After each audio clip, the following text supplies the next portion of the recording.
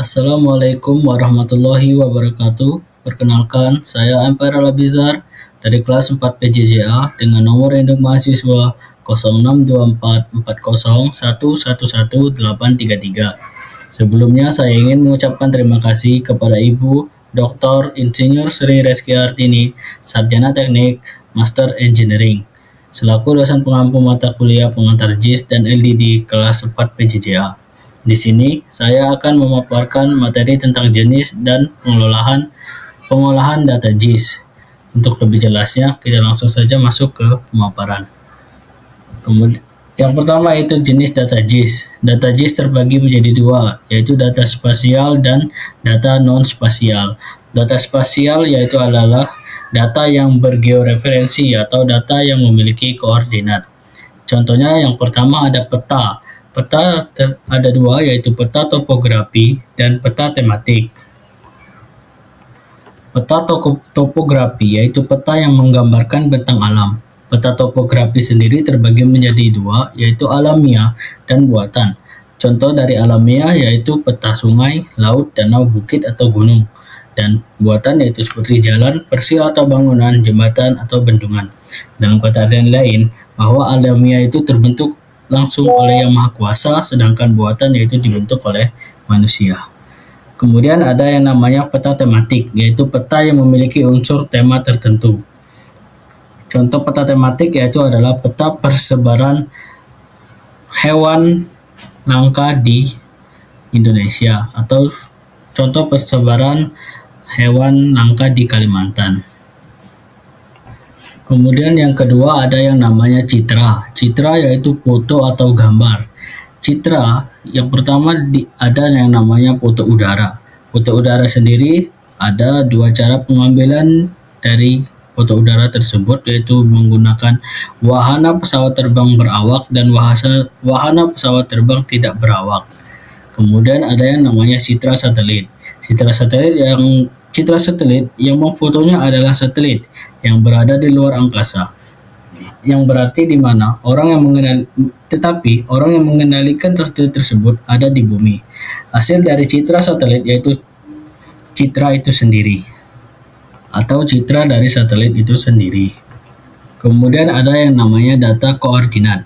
Data koordinat sendiri ada beberapa jenis, yaitu lokal, UTM atau Universal Transverse Measure, kemudian ada TM3 derajat, kemudian ada geodetik atau geografik, atau yang lebih sering kita sebut yaitu lintang dan bujur. Kemudian ada yang namanya data GPS. Data GPS sendiri itu sering menggunakan UTM dan geodetik. Kemudian ada data digital elevasi model DEM, yang mana berarti data digital elevasi model DEM yang tersebut koordinat daripada peta tersebut yaitu sudah dilengkapi dengan koordinat Z atau elevasi atau juga ketinggian dari atas permukaan laut. Kemudian ada yang namanya data pengukuran terestris, yang berarti di mana pengambilan data tersebut dilakukan langsung dengan menyentuh objeknya atau berada di langsung dengan objeknya. Contohnya pengukuran menggunakan water pass atau theodolit. Kemudian ada data non-spasial. Data non-spasial sendiri yaitu menjelaskan kembali atau menjelaskan lebih rinci tentang data spasial. Contohnya nama gedung, alamat, nomor induk bidang. Seperti yang saya sebutkan pada pemaparan pada materi sebelumnya, contoh data spasial yaitu data jalan, dan data non-spasialnya adalah nama jalan, lebar jalan, panjang jalan, lebar atau layar atau lapisan perkerasan jalan tersebut. Kemudian data spasial, yang tadi saya bilang, data spasial merupakan data yang mempunyai informasi tentang posisi objek di muka bumi yang dipresentasikan dengan nilai koordinat. Data spasial yang digunakan dalam sistem informasi geografis ada dua, yaitu data raster dan data vektor. Menurut Dani Gumelar 2007, model data raster adalah model data spasial yang mempunyai struktur data yang tersusun dalam bentuk matris atau piksel dan berbentuk grid. Kemudian ada yang namanya data vektor. Data vektor yaitu adalah data yang menyajikan informasi posisi poin, garis, dan poligon disimpan dalam bentuk koordinat X dan Y. Data raster sendiri yaitu berupa foto atau image yang atau disebut juga sering yaitu NM, dan data vektor itu berupa garis jelas atau memiliki koordinat yaitu X dan Y. Data vektor sendiri ada titik atau poin, garis atau line, dan luasan, poligon atau area. Kemudian ada referensi titik, garis, area dari model data raster dan vektor.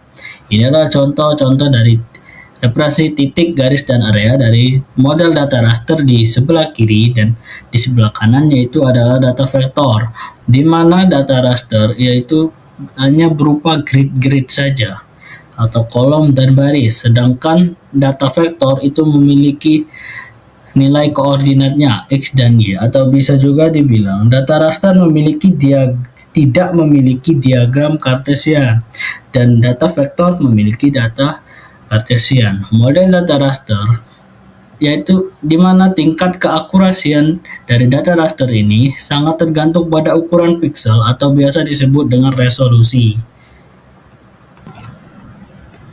Kemudian ada karakteristik data raster, yang dimana karakteristik utama data raster adalah bahwa dalam setiap sel atau pixel mempunyai nilai. Contohnya itu raster depth, pixelnya memiliki nilai ketinggian. Yang kedua, lokasi dalam setiap sel atau pixel didefinisikan dalam bentuk garis dan kolom. Perlu digarisbawahi, data raster berbentuk dalam garis dan kolom, di mana di dalamnya terdapat informasi mengenai posisi. Dalam menentukan data raster sendiri, itu harus diawali dengan baris dan baru diawali dengan garis dan kemudian kolom. Ini adalah contoh data raster yang 3 titik hijau di bawah yaitu adalah berupa poin atau titik, kemudian 4 titik yang garis lurus itu merupakan line atau garis, kemudian 3 yang miring itu merupakan garis, dan di pojok kanan itu adalah area atau luasan. Ini adalah vektor data model yang titik-titik ini, di mana titik-titik ini adalah didapat dari pertemuan nilai koordinat X dan koordinat Y, di mana data vektor tadi yaitu adalah data yang memiliki koordinat. Ini adalah contohnya. Yang pertama itu adalah poin, kedua line atau garis, yang ketiga adalah area. Kemudian ada penyimpanan data vektor. Data vektor yang sebenarnya adalah berupa titik, yang kemudian garis dibangun oleh 2 titik yang memiliki koordinat berbeda. Sedangkan poligon dibentuk dari lebih dari 2 titik koordinat, yang mana berarti banyak titik koordinat yang saling terhubung dan kembali lagi ke titik awalnya, yaitu adalah poligon. Kemudian penyimpanan data raster. Data raster disimpan dalam suatu urutan nilai, sel atau pixel. Sebagai contoh 80, 74, 45, 34, dan seterusnya. Dengan angka yang sama dihubungkan akan menjadi, ketika dia dihubungkan seperti 80 ini dia akan menjadi garis, 74 dia akan menjadi garis, 62, 45 jika dihubungkan akan menjadi garis, 30 di atas, kanan, kiri, dan di miringnya dia tidak memiliki pasangan dengan nilai yang sama, berarti dia adalah berupa poin atau titik. Kemudian ada ukuran sel atau pixel, menentukan bagaimana kasar atau halusnya pola atau objek yang akan direpresentasikan. Semakin kecil ukuran sel atau pixel, maka akan semakin halus atau lebih detail.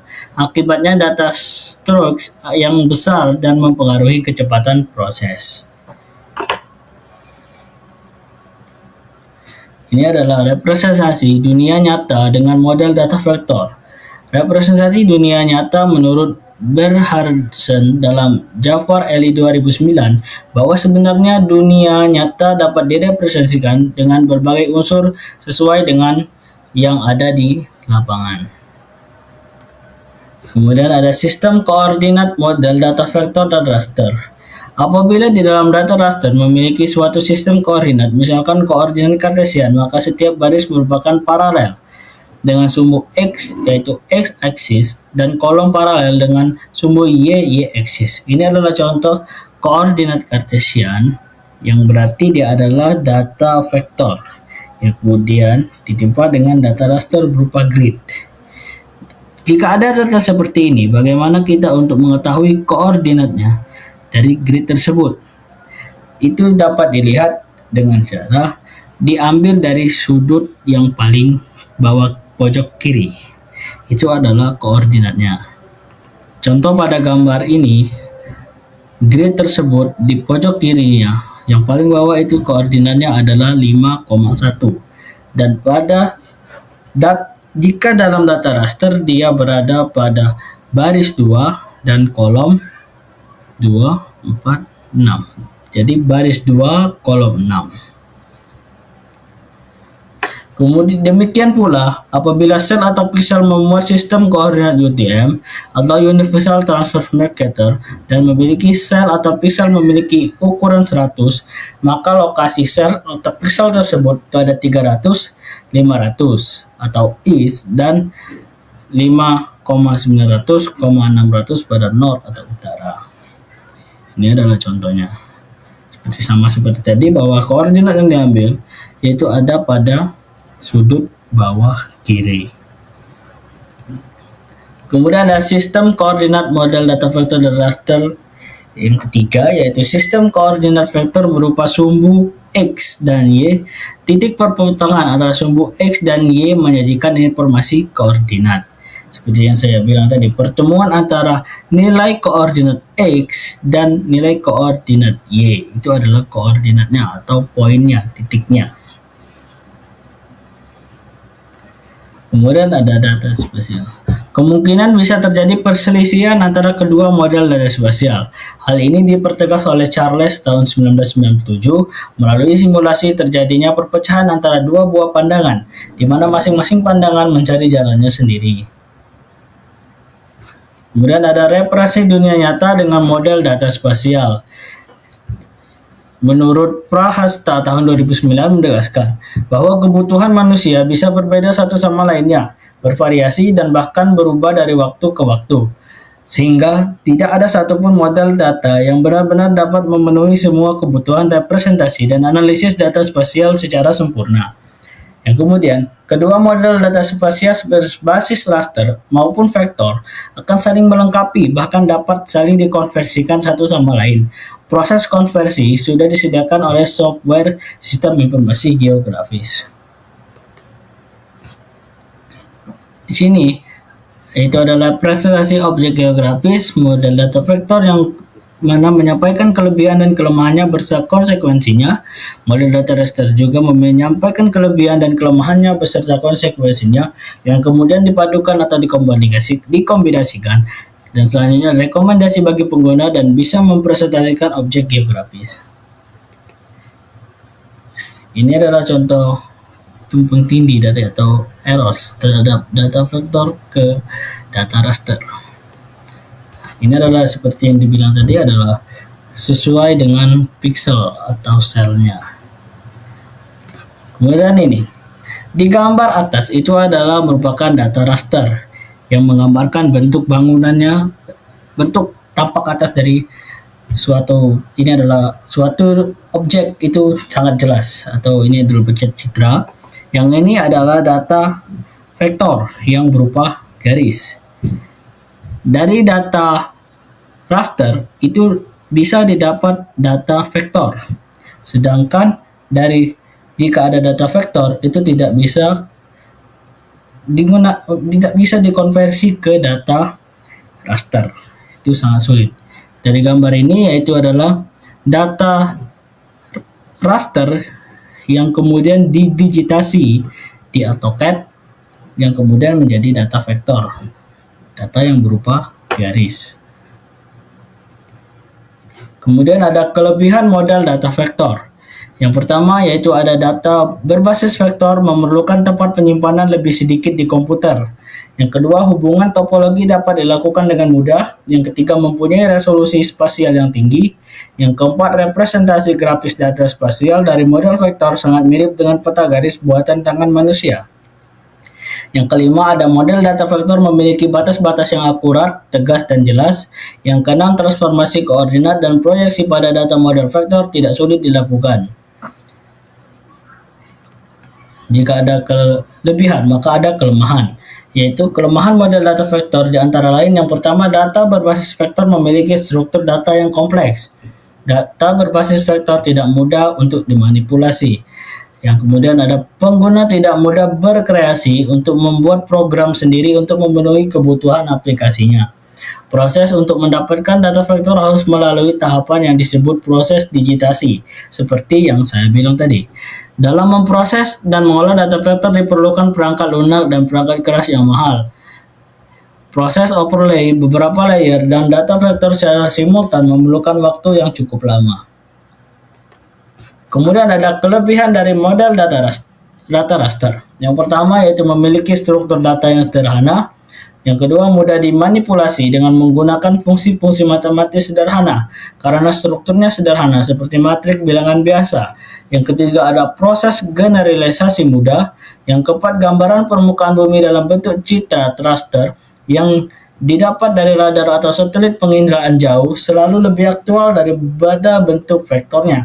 Yang kelima, prosedur untuk memperoleh data dalam bentuk raster atau citra lebih mudah, sederhana, dan murah.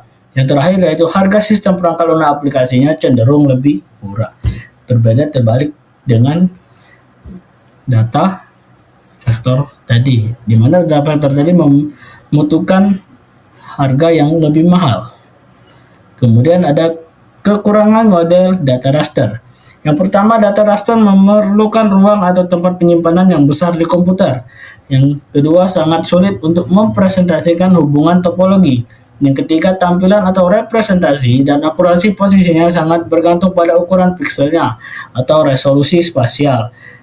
Yang keempat, sering mengalami kesalahan dalam menggambarkan bentuk dan garis-garis batas-batas suatu objek. Karena itu jarang digunakan untuk penentuan batas-batas administrasi dan tanah milik.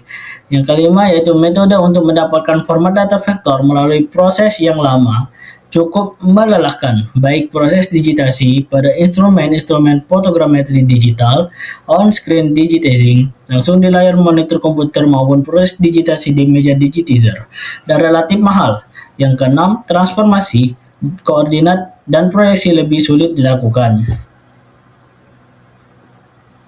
Mungkin itu saja yang dapat saya sampaikan pada pemaparan kali ini. Lebih dan kurang saya mohon maaf. Pada Allah saya mohon ampun. Saya akhiri. Wassalamualaikum warahmatullahi wabarakatuh.